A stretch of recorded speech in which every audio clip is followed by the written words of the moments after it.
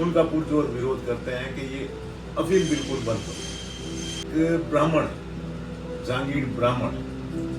ब्राह्मण हमारे पूर्वज जिनोई रखते थे, दूसरे के घर का पानी तक नहीं पीते थे, कहीं काम करने जाते तो अपना पानी भी अलग ले जाते थे।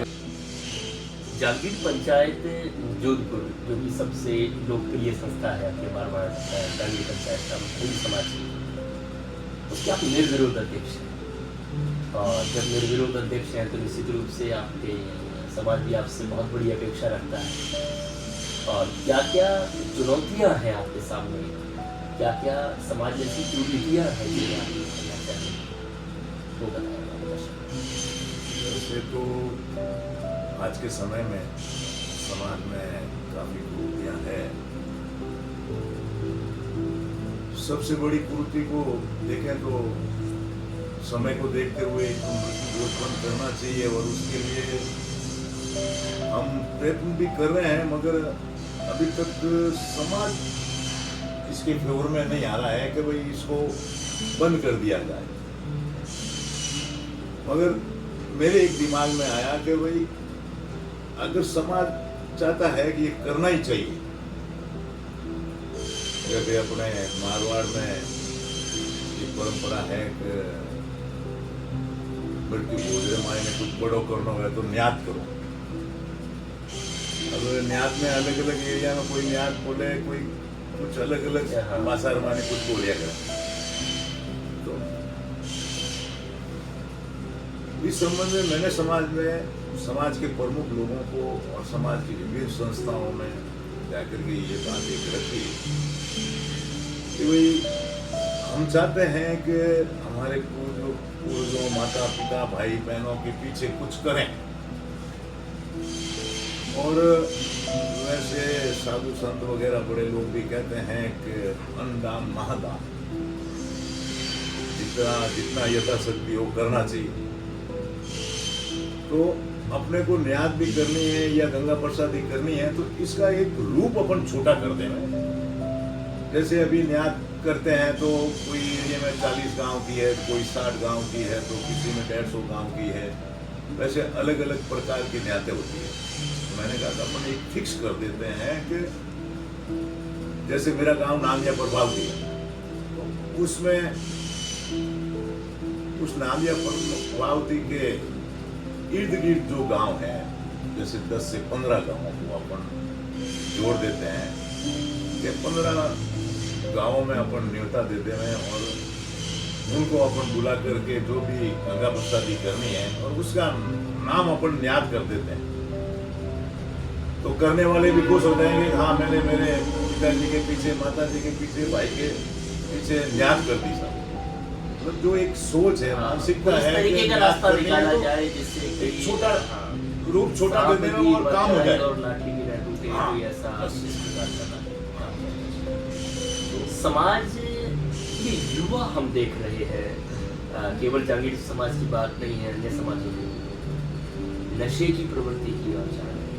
अफीम का नशा हो, तरह तरह के और नशे, वाइन का हो, उनको दूर करने के लिए आपकी ओर से, पंचायत की ओर से क्या प्रयास हो रहे हैं? आप क्या हमारी ओर से यही है कि भाई पंचायत की ओर से हम बार बार जब भी जो कोई कार्यक्रम होते हैं उसमें अनाउंस करते हैं और अलग अलग तरीकों से ये एक संदेश भी देते हैं कि नशे की प्रवृत्ति को छोड़ दिया जाए। क्योंकि हम सुथार एक ब्राह्मण है, जहांगीर ब्राह्मण है। ब्राह्मण हमारे पूर्वज जिनोई रखते थे, दूसरे के घर का पानी तक नहीं पीते थे, कहीं काम करने जाते तो अपना पानी भी अलग ले जाते थे। तो अपना पूर्वजों को याद करो, देखो कि वो किस रास्ते चलते थे और आज अपन किस रास्ते पे चल रहे हैं।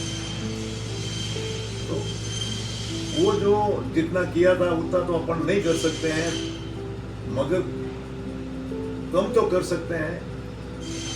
हम ये नशा जो है इसको अवॉइड कर दें, इससे दूर हो जाए तो भी अपन ये सोचेंगे कि जो हमारे पूर्वज पालना करते थे वो पालना अपन कर रहे हैं। ये ब्याह शादियों में है तो वहाँ जो मनवार के लिए जो अफीम जरूरी है, तो उसमें हम लोगों ने यही कहा कि भाई जब वो किसी की मृत्यु होती है और 12 दिन तक जो बैठक होती है उसमें एक तो अफीम का कहीं सेवन नहीं मनवार और हाँ अफीम की मनवार कहीं नहीं हो, और ना ही वहाँ के पंच और प्रमुख लोग हैं तो वो अफीम के लिए किसी को पाबंद करें, फोर्स करें कि भाई ये अफीम रखना पड़ेगा। ये अगर कई एरियो में है जो कि कहते हैं कि नहीं आपको ये 12 दिन तक अफीम की मनवार तो करनी पड़ेगी, तो हम उनका पुरजोर विरोध करते हैं कि ये अफीम बिल्कुल बंद हो। अगर कोई आदी है और लेता ही है तो वो अपने स्तर पे लेगा, वो अपन जिसके घर जाते हैं उसके ऊपर कुछ नहीं है कि वो अपने को लाके दे। और वाइन का तो अपनी जाति में तो नाम लेना भी एक व्यर्थ है, पीना तो एक बहुत बड़ी चीज है, मगर आज जब युवा इसकी ओर ज्यादा बढ़ रहे हैं तो युवाओं को भी हम कहते हैं कि इन चीजों से जितना हो सके दूर रहो।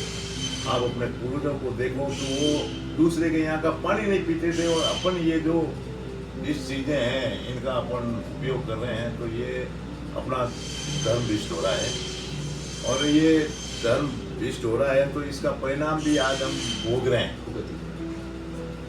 तो अलग अलग तरीकों से युवाओं को कहते हैं कि भाई इस तरीके से ये चीजें नहीं करें, और कुछ समझदार युवा है जो परिवार है वो तो अपने बच्चों को ऐसी चीज़ों से दूर रख रहे हैं, और संस्कार भी जो इस तरीके से दे रहे हैं कि वो अपने आप ही दूर हो रहे हैं। होटल साहब एक आज भी हमने आपके एक बिजी शेड्यूल में से समय चुराया है, मतलब हमने आपका बहुत ज़्यादा व्यस्त आप रहते हैं, लेकिन कभी जब आप फ्री होते हैं, खाली समय आपके पास कभी ऐसा रहा हो तो उस दौरान आप खाली समय को कैसे लेते हैं? खाली समय में जैसे कोई धार्मिक पुस्तकें हैं, आध्यात्मिक की बातें हैं, जैसे अभी फोन पे यूट्यूब पे कोई ऐसे भजन हो या कुछ, मेरे को पुराने गाने सुनने का भी शौक है तो के गाने सुनते हैं पुराने? ये मोहम्मद रफी के लता पुराने मंगेशकर वगैरह के। कभी कभार इतना टाइम भी नहीं मिलता है कि गाने सुने, मगर फिर भी कभी रात का समय जब नींद नहीं आ रही हो उस समय ये चलिए देख लेते हैं और सुन लेते हैं। हमारे इस प्रोग्राम के माध्यम से, चैनल 27 के माध्यम से 160 देश आपको इस समय लाइव देख रहे हैं। आप इस चैनल के माध्यम से समाज के युवाओं को क्या संदेश देना चाहिए? युवाओं के लिए मेरा एक ही संदेश है कि आज के समय में जो पारिवारिक विघटन हो रहे हैं, परिवारों का विघटन हो रहा है, अपने आप को आदमी अकेला महसूस कर रहा है और हो रहा है, तो आदमी को संयुक्त परिवार में रहने की एक धारणा बनानी चाहिए कि मैं अपने संयुक्त परिवार में रहूं, भाइयों के साथ रहूं, काका के साथ रहूं, मामा के साथ रहूं, न कि मैं बड़ा होकर के सेपरेट अपनी पत्नी और अपने बच्चों को, जैसे हम दो हमारे दो चार आदमी रहे। ये के समय में परिवार केवल उन्हीं को समझने लगे लोग कि मैं, मेरी वाइफ और हाँ, हम दो हमारे दो, ये मेरा परिवार है। तो ये आदमी को नहीं सोचना चाहिए कि हम दो हमारे दो। अगर आदमी को आगे बढ़ना है, कुछ करना है, तो संयुक्त परिवार में रह करके जो आदमी कर सकता है वो अकेले परिवार में अकेला रह करके कभी नहीं कर सकता है। और कोई भी काम करने के लिए आदमी को एक टारगेट ले लेना चाहिए कि मेरे को वो करना। अब उस काम के लिए आपके पास में पैसा है या नहीं है, आप सक्षम हो या नहीं हो, आपके परिवार या आपके भाई आपको इस काम के लिए सहयोग नहीं कर सकते हैं अपनी आर्थिक स्थिति के कारण या कोई भी मजबूरियों के कारण। मगर युवाओं को मेरा एक मुख्य संदेश है कि हिम्मत के साथ उस काम को लेकर आगे बढ़ो। अपने आप आपको सहयोग देने वाले, पैसे देने वाले हर चीज से आपको सहयोग देने वाले अपने आप आपके पीछे आ जाएंगे अगर आप खुद आगे बढ़ोगे। आपको कभी पीछे नहीं हटना चाहिए, चाहे कैसा भी काम हो। अपने आप आपका रास्ता निकलेगा।